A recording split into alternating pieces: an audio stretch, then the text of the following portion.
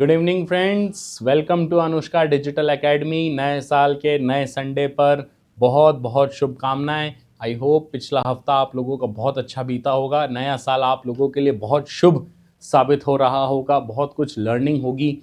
2024 का जो हमारा लक्ष्य है, हमारा टारगेट है गवर्नमेंट एग्जाम्स को क्रैक करने का, वो आप सभी का पूरा हो। इसी के साथ पेन और पेपर लेकर रेडी हो जाइए। आज की वीकली करंट अफेयर्स क्लास को शुरू करते हैं विदाउट वेस्टिंग टाइम। तो पहली क्लास, पहला टॉपिक है सूर्य नमस्कार।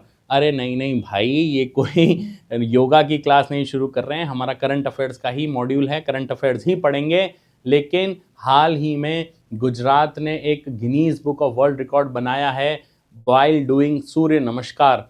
तो क्या है ये सूर्य नमस्कार और क्या इसका इम्पैक्ट आता है हमारे ग्लोबल इकोनॉमी पर, हमारी इंडिया की सॉफ्ट पावर्स पर, इन सभी पॉइंट्स को डिस्कस करेंगे हम आगे की स्लाइड में। तो देखते हैं why it is in the news. So हाल ही में गुजरात ने एक वर्ल्ड रिकॉर्ड, एक Guinness book of world record set किया है, जिसके तहत हम लोगों ने 50,000 पीपल को सूर्य नमस्कार परफॉर्म कराया है एट 108 वेन्यूज। 108 वेन्यूज पर हम लोगों ने 50,000 सूर्य नमस्कार लोगों ने किया है। 50,000 लोगों ने 50,000 सूर्य नमस्कार किए हैं।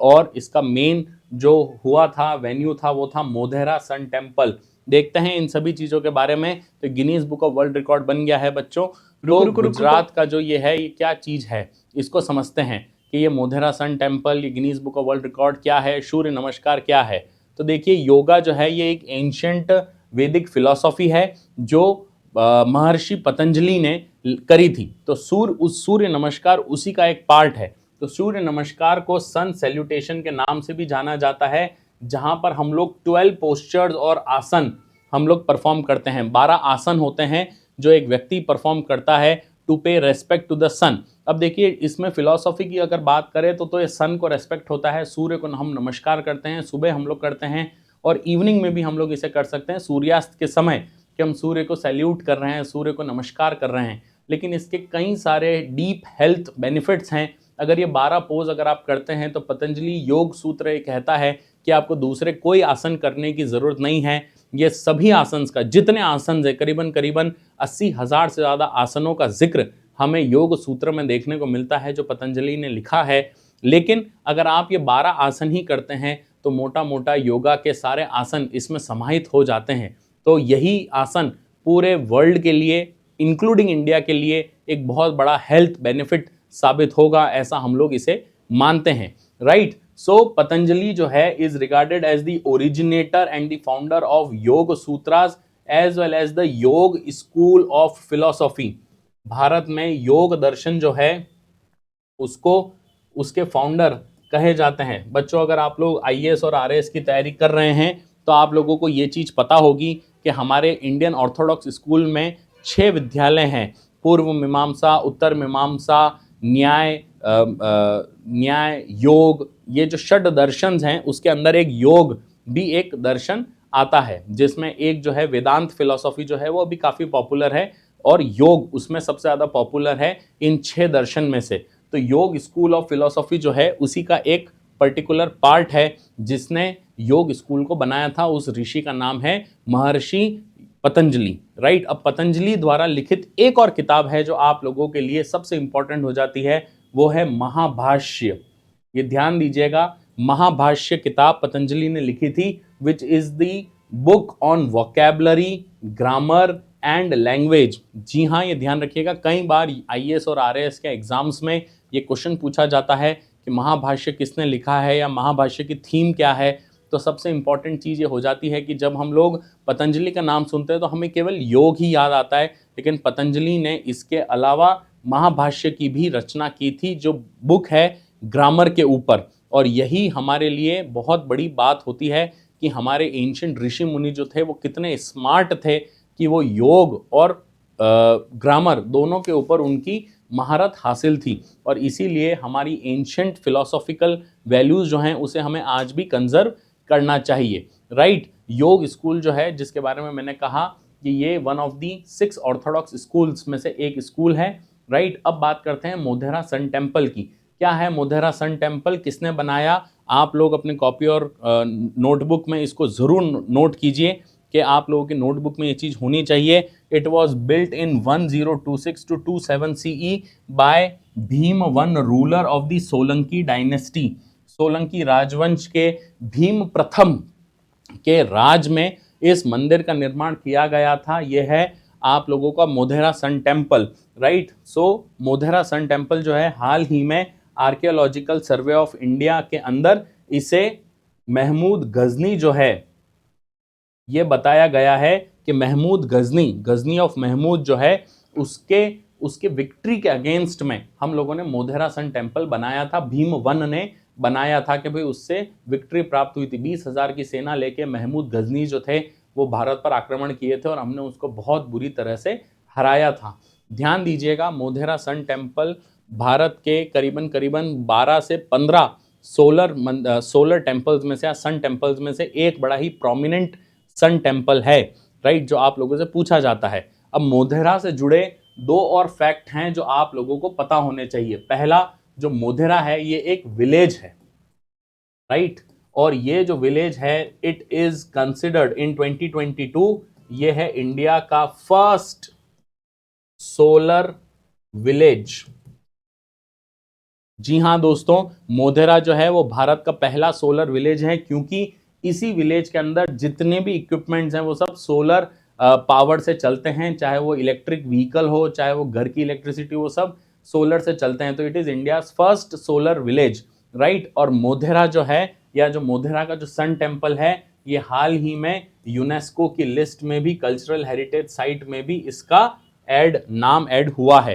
तो ये हमारे लिए बड़े गर्व की बात है कि मोधेरा जो है इस चीज़ में ऐड होता है। मोधेरा की एक और ख़ास बात यह है कि जब भी उत्तरार्ध फेस्टिवल यहाँ पर मनाया जाता है, उत्तरार्ध फेस्टिवल आप लोग अगर जानते हैं तो एक होता है पूर्वार्ध और एक होता है उत्तरार्ध। जब सन नीचे की तरफ जा रहा होता है तब भी हम लोग इसका यहाँ पे एक क्लासिकल फोक डांस यहाँ पर परफॉर्म करते हैं और उत्तरार्ध फेस्टिवल यहाँ पर मनाया जाता है। तो ये भी आप लोगों की कॉपी में होना चाहिए कि उत्तरार्ध फेस्टिवल यहाँ के लोकल लोगों द्वारा बनाया जाता है, राइट। ये हमारे लिए बड़े इंपॉर्टेंट बात है। ये आप लोगों को टाइम पीरियड पता होना चाहिए, कब बना है, किसने बनाया है, राइट। इसके अंदर जो गुड़ मंडपम है, सभा मंडपम है और कुंड है, ये बड़ा इंपॉर्टेंट है। अगर आप लोग देख पा रहे हैं तो यहाँ पे कुंड भी, स्टेप वेल्स जो हैं वो इसमें बनाई गई है, राइट। चलिए बढ़ते हैं सेकेंड न्यूज़ की तरफ। The Kharsawan massacre of 1948। हमारे इतिहास में ऐसे कई पहलू हैं, कई पन्ने हैं जो शायद अभी तक हमें पढ़ने और खोलने बाकी हैं। तो पिछले वीक ही इंडियन एक्सप्रेस की न्यूज़पेपर में एक बहुत बड़ी न्यूज़ आई थी कि खरसावन मैसेकेयर में जो हुआ था 1948 में, उसके ऊपर उनके जितने भी मार्टियर्स थे उनको श्रद्धांजलि अर्पित की गई थी। ये मैसेकेयर कब हुआ था? ये 1948 में 1 जनवरी को हुआ था। अगर आप लोग यहाँ पे ये देख पा रहे हैं तो खरसवा गोलीकांड 1 जनवरी 1948 को ये हत्याकांड हुआ था। आप लोगों ने इतिहास की किताबों में जलियांवाला बाग हत्याकांड तो पढ़ा ही होगा, लेकिन खरसावन हत्याकांड या खरसावन गोलीकांड ये शायद हमारी हिस्ट्री की बुक में से हमारे जो हिस्ट्री के राइटर्स हैं उन्होंने इसे हटा दिया।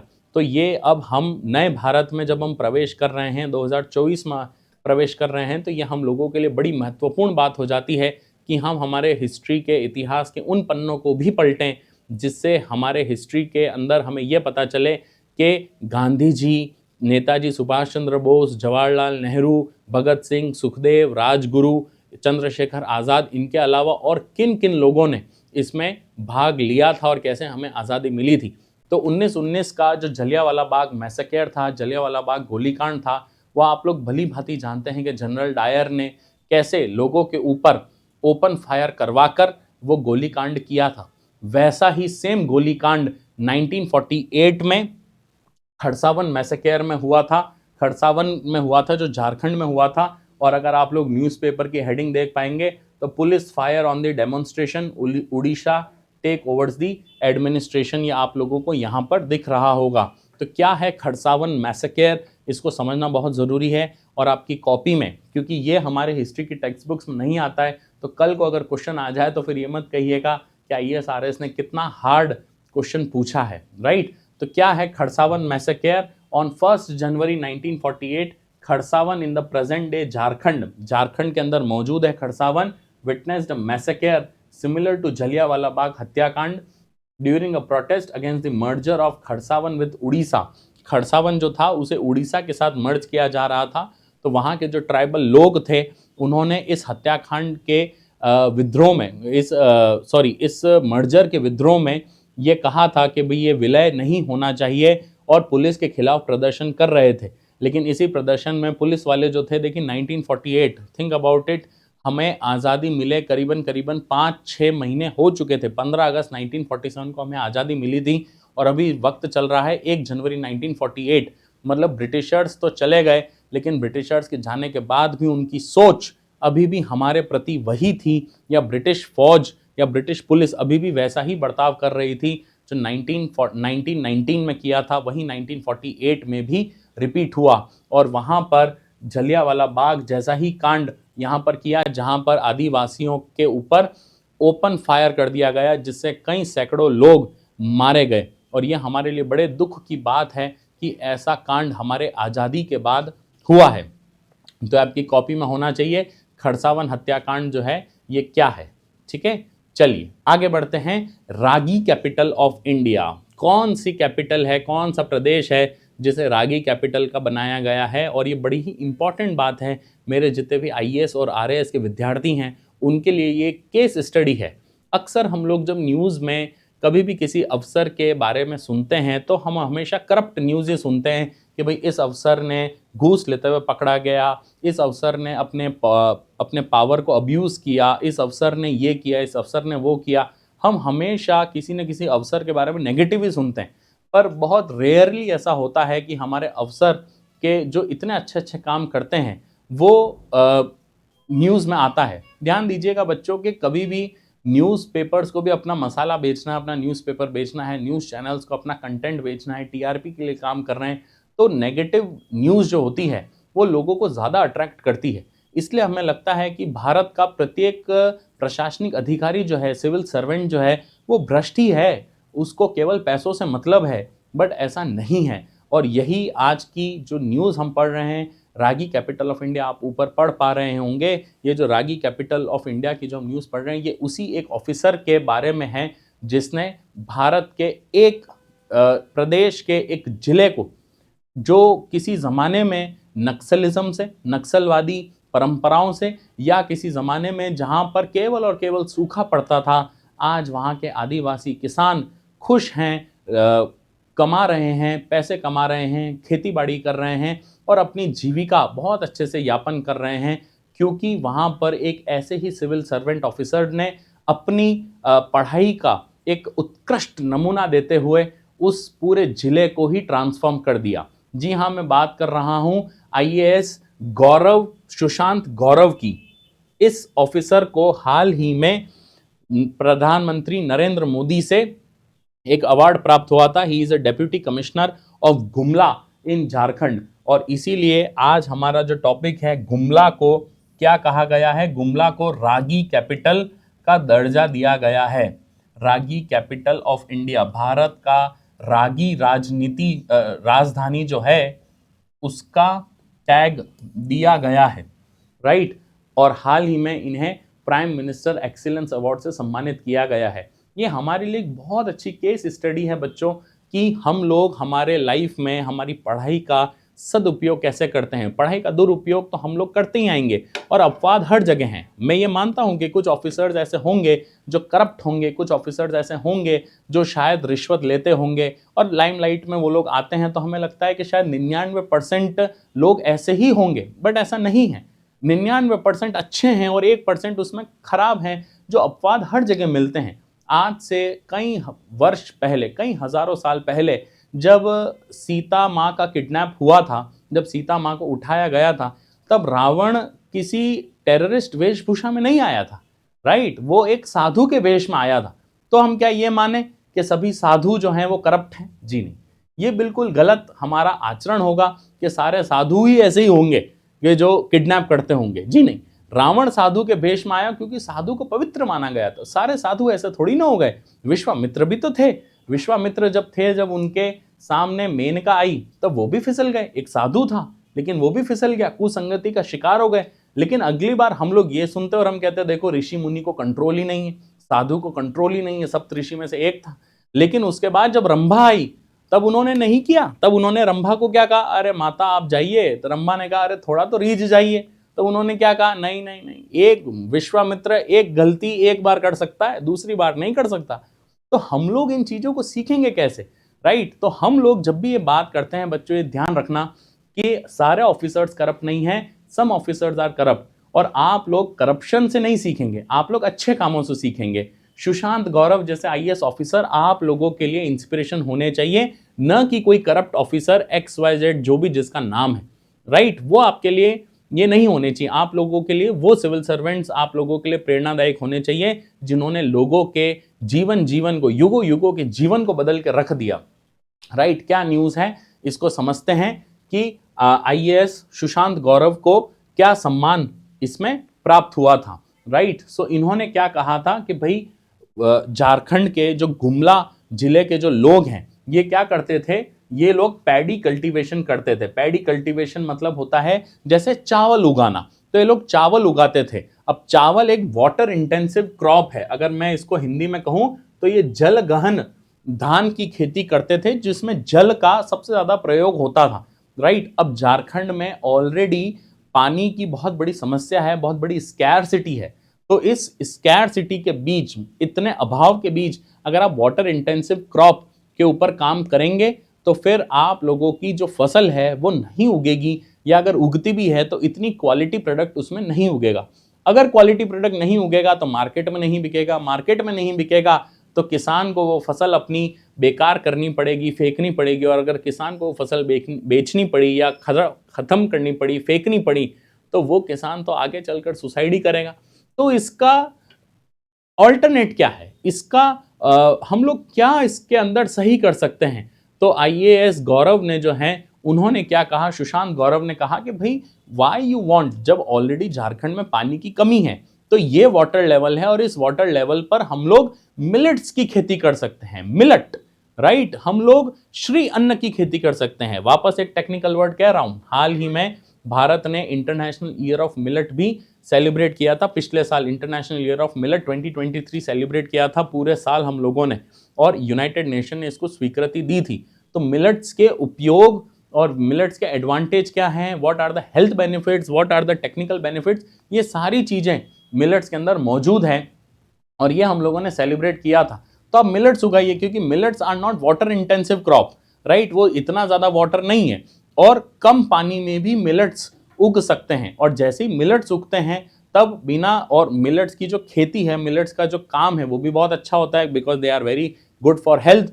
सो इसी वजह से उन्होंने जो एक डिस्ट्रिक्ट, जैसा कि मैंने आपको बताया, जो एक्सट्रीम पॉवर्टी और नक्सलाइट इंसर्जेंसी के लिए फेमस था, उस विलेज के अंदर सुशांत गौरव ने पूरी तरह से टर्न अराउंड कर दिया, क्योंकि वहां के जितने भी ट्राइबल लोग थे उन लोगों को अब रेगुलर कमाई मिल रही है, उनको फसल उग रही है, उनकी फसल बिक रही है, इंटरनेशनल मार्केट में जा रही है। और यही कारण था कि गुमला को इंडिया का मिलेट कैपिटल या रागी कैपिटल बना दिया गया है। तो रागी उगाई जा रही है और रागी का इंटरनेशनल मार्केट में बहुत अच्छा प्राइस मिलता है। तो all the tribal society farmers are happy, और उनके इसी काम को ध्यान में रखते हुए हाल ही में उन्हें prime minister award for excellence in public administration के लोक प्रशासन में उत्कृष्टता के लिए प्रधानमंत्री पुरस्कार से सम्मानित किया गया कि आप जो है गुमला गांव के आबादी को केवल वो सिर्फ मिलेट्स उगाएंगे नहीं, मिलेट्स खाएंगे भी, जो उनके लिए कई पोषक तत्वों से भरपूर होगा, जिससे कई सारे जो है ट्रिकल डाउन इफेक्ट हम लोगों को देखने का मिलेगा। एक तो उन्हें फूड सिक्योरिटी प्राप्त होगी, एक उन्हें फाइनेंशियल सिक्योरिटी प्राप्त होगी, एक उन्हें सोशल सिक्योरिटी प्राप्त होगी। तीनों तरह की सिक्योरिटी प्राप्त होती है केवल एक एग्रीकल्चर करने से। तो देखिए कितनी बड़ी बात है। फाइनेंशियल सिक्योरिटी इसलिए क्योंकि जो मिलेट्स है, फूड सिक्योरिटी ऐसे कि जो मिलेट्स उन्होंने उगाया उसी मिलेट्स को वो लोग खाएंगे भी, तो फूड सिक्योरिटी उनको मिलेगी कि भाई उनको पोषक तत्व मिल रहे हैं तो उनका शरीर अच्छा होगा। तो उसके कई सारे सोशल स्ट्रक्चर में भी उनको बेनिफिट मिलेगा, हेल्थ बेनिफिट्स उनको मिलेगा। फाइनेंशियल सिक्योरिटी की बात करें तो फाइनेंशियल सिक्योरिटी में उनको जो है अगर वो अपनी रागी बेचते हैं तो उनको एक अच्छा दाम मिलेगा, जिसकी वजह से उनके पास पैसा अगर बैंक में आएगा तो वो अपने बच्चों को पढ़ाएंगे, करेंगे, और कई सारे इफेक्ट्स इसमें मल्टीप्लाई होते जाते हैं। और उसके अलावा सोशल बेनिफिट इसमें ये है, फूड सिक्योरिटी के बाद या फाइनेंशियल सिक्योरिटी के बाद सोशल सिक्योरिटी इसमें ये मिलती है कि जो लोग नक्सलिज्म में इन्वॉल्व थे या पॉवर्टी की वजह से चोरी चकारी में इन्वॉल्व थे, अब वो लोग क्या करेंगे, अब अपना काम धंधा ढूंढेंगे, किसी के यहाँ खेती बाड़ी करेंगे, जिससे उस पूरे डिस्ट्रिक्ट का कायाकल्प होगा। तो केवल एक अच्छे उदाहरण से आप लोग फूड, फाइनेंशियल एंड सोशल, ये तीनों तरह की सिक्योरिटी एक डिस्ट्रिक्ट को दे सकते हैं। तो ये हमारे लिए एक बड़ी महत्वपूर्ण केस स्टडी साबित हो जाती है कि कैसे food, financial and social security केवल एक एग्रीकल्चर के माध्यम से हो सकती है, केवल एक रागी के खेती से हो सकती है। कितनी अच्छी उदाहरण हमारे सामने पेश हुआ है, और इनको ये सम्मान मिलना हर उस कैंडिडेट के लिए गर्व की बात है जो भारत और भारत के लोगों के लिए कुछ अच्छा कर गुजरने के लिए रेडी है, राइट। तो क्या आप लोग भी ऐसा ही कुछ ख्याल रखते हैं? अगर आप लोग सिविल सर्वेंट बनते हैं तो आप लोग क्या करेंगे अगर किसी डिस्ट्रिक्ट में ऐसा कुछ है जहां पर एग्रीकल्चर चली, रागी तो शुरू हो गई, रागी की कल्टीवेशन हो गई, अब आप लोग क्या करेंगे? ज़रा कमेंट बॉक्स में बताइए कि भाई आप लोग ऐसा क्या करेंगे जिससे वहाँ की पॉपुलेशन और ज़्यादा इन तीनों चीज़ों में, सोशल, फाइनेंशियल और फूड सिक्योरिटी को और ज़्यादा बेहतर कर पाए। तो आप लोग क्या करेंगे, राइट? ये कमेंट सेक्शन में हमें बताइए। अगर आप लोग वीडियो में अभी तक बने हुए हैं तो मैं आप लोगों से निवेदन करूंगा कि इस वीडियो को लाइक करें, सब्सक्राइब करें हमारे चैनल को, ताकि ऐसे ही बढ़िया बढ़िया कंटेंट आप लोगों को हमारे चैनल पर मिल सकें, राइट। चलिए नेक्स्ट न्यूज़ पर आते हैं। नेक्स्ट न्यूज़ जो है वो है रिवर्स फ्लिप न्यूज़, राइट। क्या है ये? एक टेक्निकल टर्म हमारे पेपर में आया है हाल ही में, रिवर्स फ्लिप करके। अब ये कोई स्पोर्ट्स से रिलेटेड नहीं है, और कई बार आपसे क्वेश्चन ऐसा ही पूछा जाता है कि reverse flip sometime seen in the news is related to. तो कई लोगों को लगा रिवर्स फ्लिप मतलब उल्टा जंप मारना होता होगा या गुलाटी मारना होता होगा, बट इट इज़ नॉट गुलांटी मारना, राइट। तो रिवर्स फ्लिप जो है ये क्या चीज़ है बच्चों, इसको समझो, राइट। तो हाल ही में हम लोगों ने ये देखा है कि well funded startups like pine lab, उड़ान, right, are considering relocating their holding companies to India, right। जो ये इंडिया से बाहर थे, इंडिया से बाहर वेंचर कैपिटल के संदर्भ में अगर आप लोग स्टार्टअप को थोड़ा भी समझते हैं तो ये लोग क्या करते थे कि ये लोग पहले बाहर जाते थे और बाहर जाकर वहाँ पर वेंचर कैपिटल उठाते थे, कई कई बड़े शेयर होल्डर से पैसा लेते थे और उनकी बेस कंपनी वहीं रहती थी।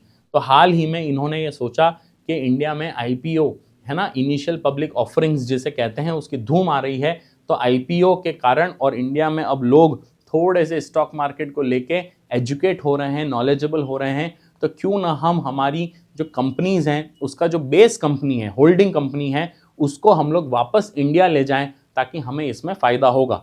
तो इंडिया में बेस कंपनी को लोकेट करने को ही हम लोग रिवर्स फ्लिप कहते हैं कि पहले तो वहाँ चले गए, अब वापस भारत आ रहे हैं, इसको रिवर्स फ्लिप कहते हैं। बहुत अच्छे से समझिएगा, मैं थोड़ा सा स्क्रीन से हट भी जाता हूं ताकि आप लोग इस डेफिनेशन को बहुत अच्छे से लिख पाएं। Reverse flipping is a term used to describe the trend of overseas startup shifting their domicile to India and listing on Indian stock exchange. Reverse flipping can be done through share swaps and inbound merger.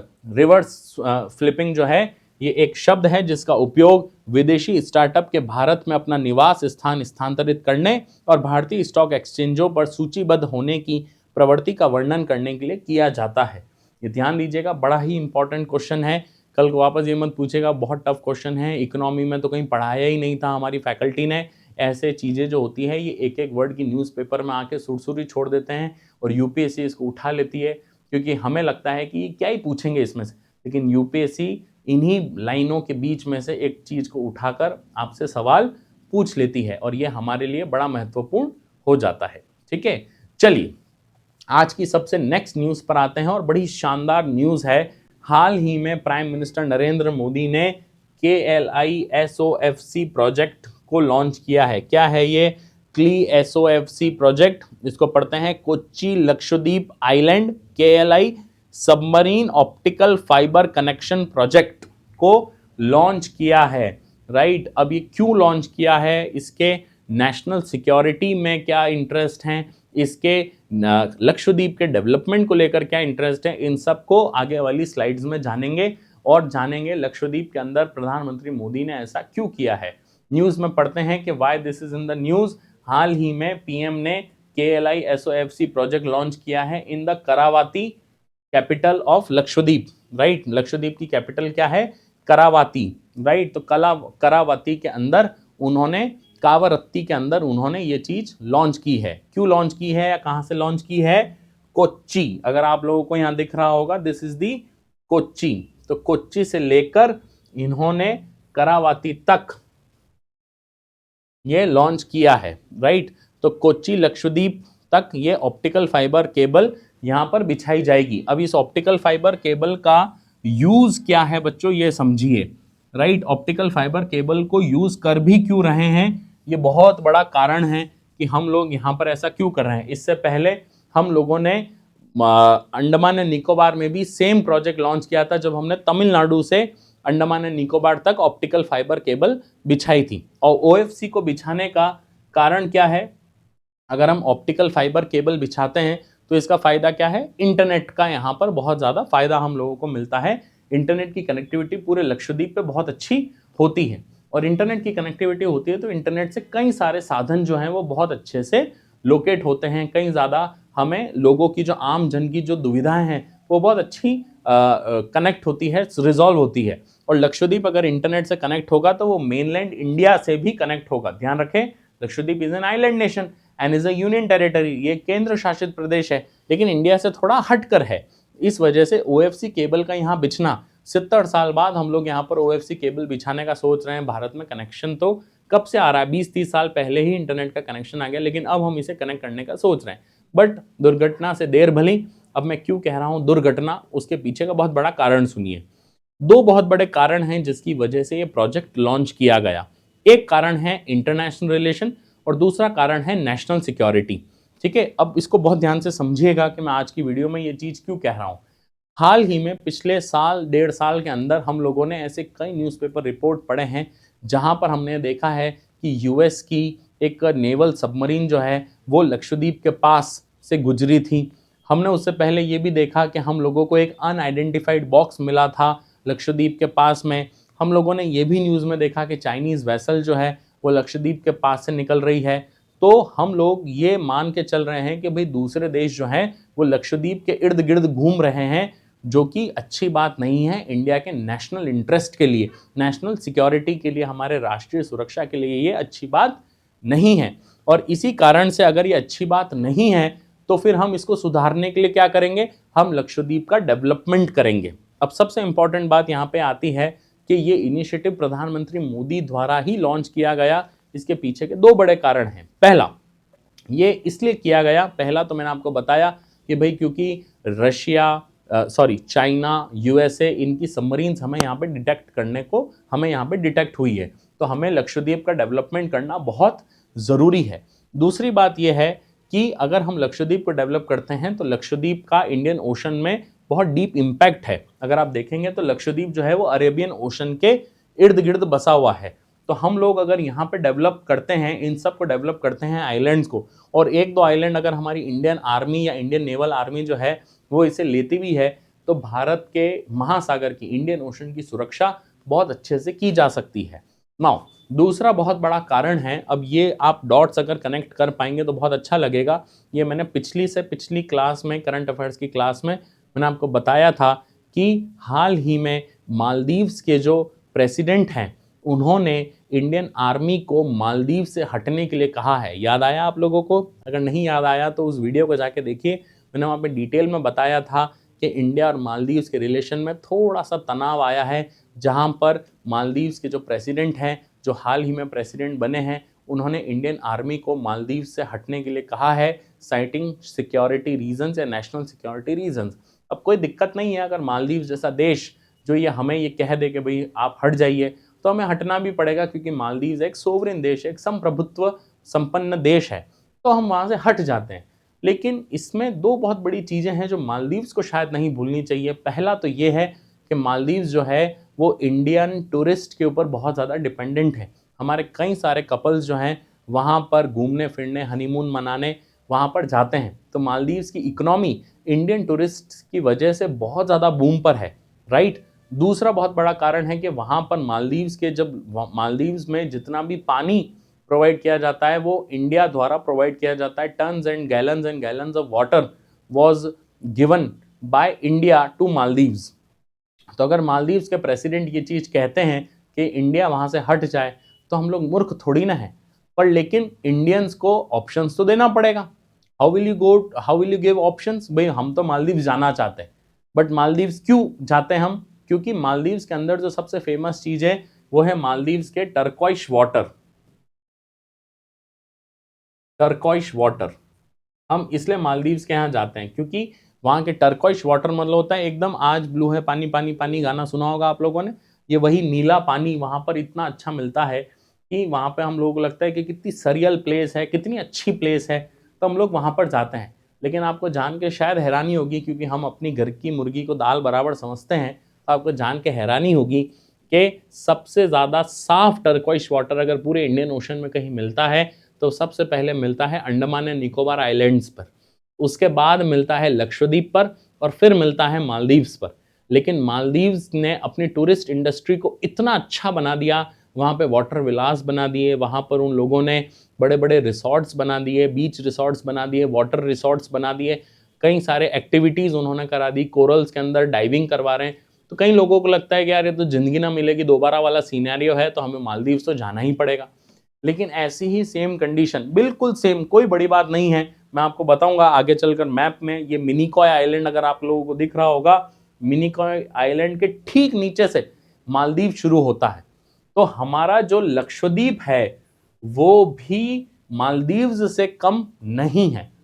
तो prime minister Narendra Modi का ये launch करना दो तरह से हमारे लिए बहुत बेनिफिट साबित होगा। ओएफसी केबल को बिछाना, उसके दो बड़े कारण हैं। पहला, एक तो लक्षद्वीप की जो सिक्योरिटी इंफ्रास्ट्रक्चर है उसको मजबूत करना, ताकि लक्षद्वीप के आसपास कोई दूसरा देश मंडरा ना सके, और दूसरा लक्षद्वीप को टूरिज्म इंडस्ट्री की तरह प्रमोट करना। अगर आप लोग तो सोशल मीडिया पर बहुत ज़्यादा एक्टिव हैं, मेरे जितने भी यंग फ्रेंड्स हैं, अगर आप लोगों ने देखा होगा तो इंस्टाग्राम पे prime minister Narendra Modi has uploaded the images of Lakshadweep beaches, right. वहाँ के जितने भी बीच हैं उनकी तस्वीर उन्होंने अपलोड की है, वीडियो अपलोड किया है। तो वो क्या कर रहे हैं? He is promoting the Lakshadweep beaches. और अगर आप उनका भाषण सुनेंगे तो उसमें वो कह रहे हैं कि अगर दुनिया में आप कहीं भी घूमना चाहते हैं और अगर आपको कहीं पे शांति चाहिए, बहुत अच्छे पानी देखना है, साफ बीचेस देखने हैं, तो आप एक बार लक्षद्वीप ज़रूर आइए, है ना। तो मोदी जी का जो कैंपेन था, कुछ दिन तो गुजारो गुजरात में, उसके बाद अब कैंपेन जो नया लॉन्च हुआ है वो है कुछ दिन तो गुजारो लक्षद्वीप में, राइट। तो ये सारी चीज़ें जो है प्रधानमंत्री मोदी खुद टूरिज्म सेक्टर को प्रमोट कर रहे हैं, ताकि, अब ये कहना तो सही नहीं है, ताकि to take revenge from the Maldives, के मालदीव्स के जो लोग हैं मालदीव्स की गवर्नमेंट ये ना समझे कि इंडिया के पास ऑल्टरनेट नहीं है, इंडिया के पास उनसे बेहतर ऑल्टरनेट मौजूद है। और अगर मालदीव्स का डेवलपमेंट होता है तो ओवरऑल जो है टूरिज्म इंडस्ट्री का भी डेवलपमेंट यहाँ पर देखने को मिलेगा। आगे बढ़ते हैं, मालदीव्स का इस प्रोजेक्ट को समझते हैं। जस्ट अ सेकंड बच्चों, I need to take a water.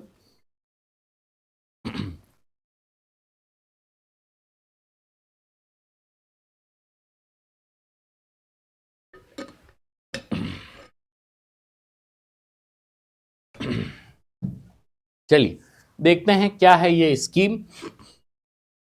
KLISOFC जो है Kochi Lakshadweep island submarine optical fibre cable scheme क्या है इसको समझिए। It is a project funded by universal service obligation fund, digital Bharat Nidhi जिसका नाम है, ये इसको फंड कर रहा है। और डिपार्टमेंट ऑफ टेलीकम्युनिकेशन इसमें सबमरीन केबल्स को कनेक्टिविटी के लिए पहुंचाएगा to 11 Lakshadweep island. Think about it, अब लक्षद्वीप के अंदर आइलैंड्स कितने हैं? टोटल 36 आइलैंड्स हैं, और 36 आइलैंड्स में से 11 आइलैंड्स पे तो ये कनेक्टिविटी ऑलरेडी पहुंच रही है, धीरे धीरे हम और बिछाएंगे, पर 36 में से 11 आइलैंड्स पे तो कनेक्टिविटी ऑलरेडी पहुंच रही है, राइट। कहां पर है? लोकेशन कहां है? करावती, कावरती, लक्षद्वीप पर यह होगा। Who is the implementing agency? BSNL is the implementing agency, project execution agency जो है वो BSNL है, ये किसी प्राइवेट संस्था को नहीं दी गई है, BSNL को दी गई है, राइट। KLISOFC जो है, it's a submarine optical fibre cable connecting Kochi to Lakshadweep island, aims to ensuring 100 time faster internet for the people of Lakshadweep. मतलब आज आप बात कर रहे हैं 100 टाइम फास्ट इंटरनेट, मतलब आज वहां इंटरनेट की सुविधा कितनी कम होगी, तब जाके हम 100 टाइम्स फास्टर की बात कर रहे हैं, क्योंकि ऑलरेडी इंडिया 5G पे चल रहा है, मतलब वहां पे 5G नहीं है, ऑलरेडी वो 3G या 4G पर ही चल रहे हैं, इस वजह से हम लोग वहां पर 5G को देने की सोच रहे हैं, right. The facilitation was e governance, educational initiative, digital banking, digital literacy, alliance with digital India and national broadcast mission, strengthening, जैसा मैंने कहा था, fibre to home, 5G and 4G mobile networks को वहां पर लगाया जाएगा। मतलब अभी तक वहां पे 5G और 4G नेटवर्क्स ही नहीं है, तो वहां पे 5G नेटवर्क्स को लगाया जाएगा। कितनी बड़ी बात है जो उस समय हम लोग कर रहे हैं। अब देखते हैं इस मैप को। अगर आप लोग मेरे यहाँ पे स्क्रीन पर मैप देख पा रहे हैं करावती को, अगर आप लोग थोड़ा पॉज कर लीजिए, मैप को आराम से पढ़ लीजिए। इस मैप के अंदर हम लोगों के दो चीजें बड़ी इंपॉर्टेंट हैं जो आप लोगों को यहाँ पे जानना जरूरी है। पहला है 9 degree channel.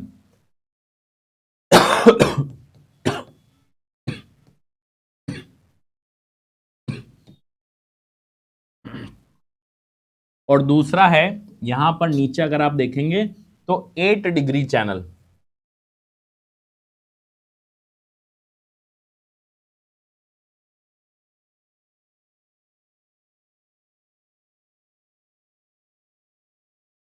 Nine degree channel and 8 degree channel. तो आपसे कई बार ये क्वेश्चन पूछा जाता है कि 8 डिग्री चैनल जो है ये किसको सेपरेट करता है, 9 डिग्री चैनल जो है ये किसको सेपरेट करता है।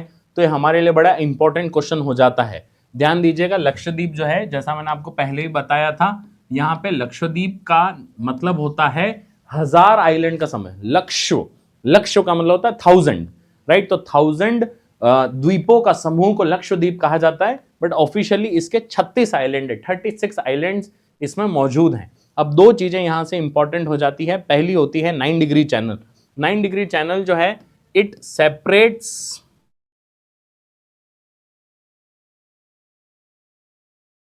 कावरती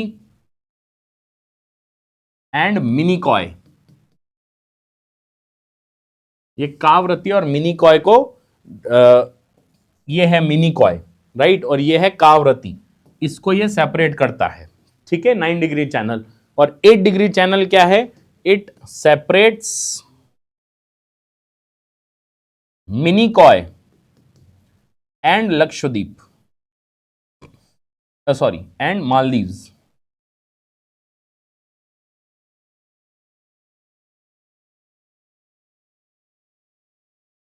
तो ये दो चीजें हमारे लिए बड़ी इंपॉर्टेंट हो जाती हैं, और ये आप लोगों की कॉपी में होना चाहिए। 9 degree channel separates what and 8 degree channel separates what, ये आप लोगों के कॉपी में होना चाहिए। अगर आप लोगों ने नहीं लिखा है तो इसे प्लीज लिख लीजिए। टोटल 36 आइलैंड्स हैं। 9 डिग्री चैनल किसे सेपरेट करती है? कावरती और मिनिकॉय को। Minicoy is the southern most island of Lakshadweep. और 8 डिग्री चैनल जो है सेपरेट मिनिकॉय एंड मालदीव्स।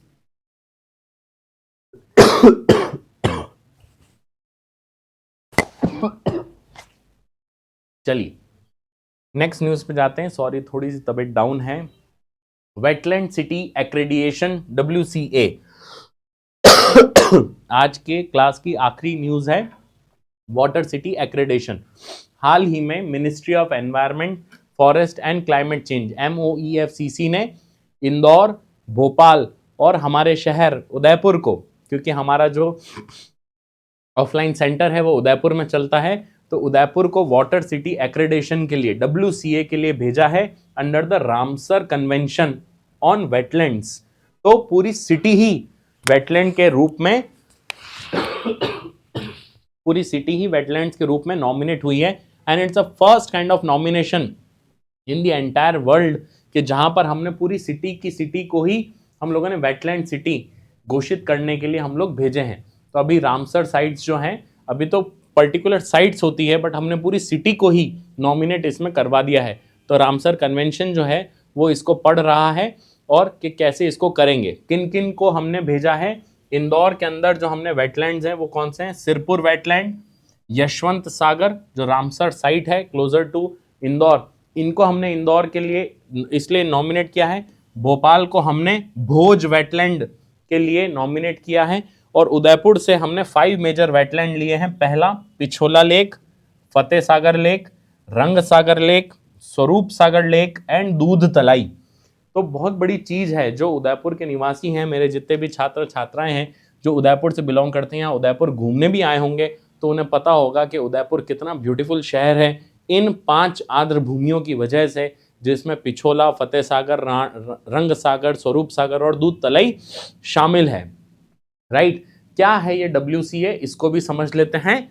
चलिए, अबाउट वेटलैंड सिटी एक्रेडिटेशन क्या है। It's a voluntary accreditation system to recognise the importance of wetland in the urban and peri urban environment. इसका origin कहां से है, इसका ओरिजिन 2015 में COP12 जो हुआ था वहां पर हमने इसको देखा है। COP16 अगर हम लोग बहुत ज्यादा चर्चाओं में रहता है, लेकिन COP12 में इसका मेन ओरिजिन हुआ था कि वाटर एक्रेडिटेशन जो है वेटलैंड जो है इसमें नॉमिनेट किया गया कि भाई वेटलैंड सिटी एक्रेडिटेशन जो है 2015 COP12 में किया गया था। क्या ऑब्जेक्टिव है, promote the conservation and wide use of wetlands as well as sustainable socio economic benefits for local populations के इसका मेन ऑब्जेक्टिव होता है। सिग्निफिकेंस क्या है, provides international recognition and branding for wetland efforts. It will also help in implementation of Amrit Dharohar initiative to conserve Ramsar sites in India.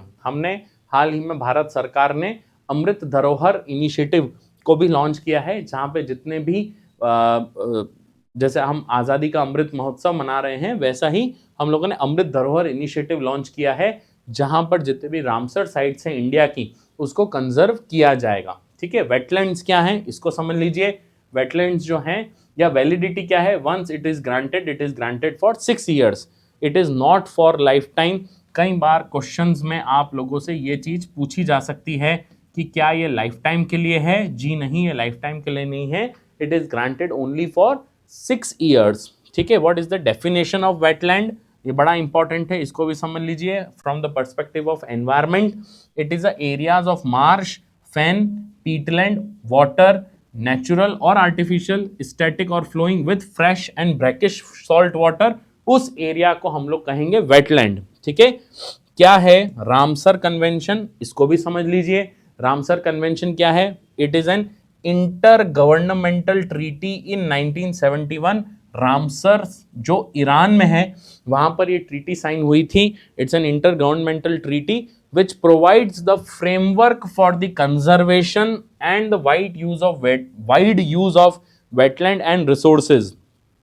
ठीक है, कितनी parties हैं, कितने नेशन हैं, as of January 2024 total 172 contracting parties are present in the Ramsar Convention, where India has already declared 75 wetland sites in total 75 wetland sites अभी तक India ने घोषित भी कर दी है। राइट, इसी रामसर साइट्स को, इसी रामसर कन्वेंशन को जिस रिकॉर्ड से आप जुड़ते हैं वो होता है मॉन्ट्रियल रिकॉर्ड।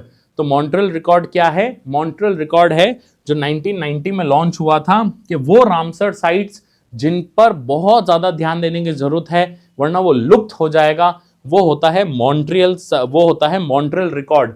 वो वेटलैंड्स, वो रामसर साइट्स जिस पे अर्जेंट अटेंशन की जरूरत है वो होती है मॉन्ट्रियल रिकॉर्ड। ये रामसर कन्वेंशन के अंदर ही आता है। राइट, कौन सी है इंडिया की लार्जेस्ट रामसर साइट, कई बच्चों को इसमें कंफ्यूजन हो सकता है। इंडिया की लार्जेस्ट रामसर साइट कौन सी है बच्चों, it is Sundarbans in West Bengal, right. West Bengal के, पश्चिम बंगाल के जो सुंदरबन है वो सबसे बड़े वेटलैंड इंडिया के माने जाते हैं, right. And which state has the highest number of wetlands, बड़ा इंपॉर्टेंट क्वेश्चन अगेन।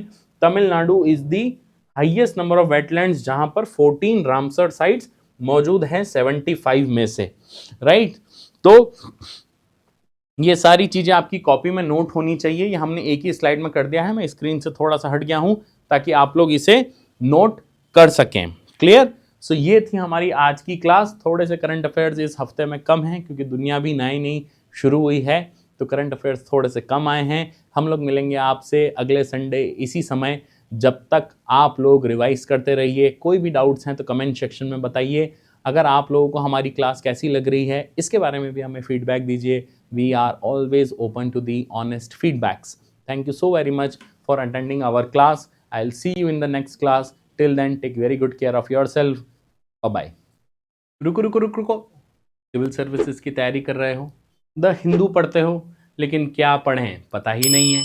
आपकी इसी प्रॉब्लम का सॉल्यूशन हम लेके आए हैं, जहाँ पे हम आपको रोज़ करंट अफेयर्स के ऊपर MCQ और क्वेश्चंस ऑफ द डे देंगे। तो आज ही डिस्क्रिप्शन में हमारे जो लिंक्स दे रखे हैं उनको ज्वाइन करें ताकि ये सारे कंटेंट आपको फ्री में मिल सके। Thank you so very much.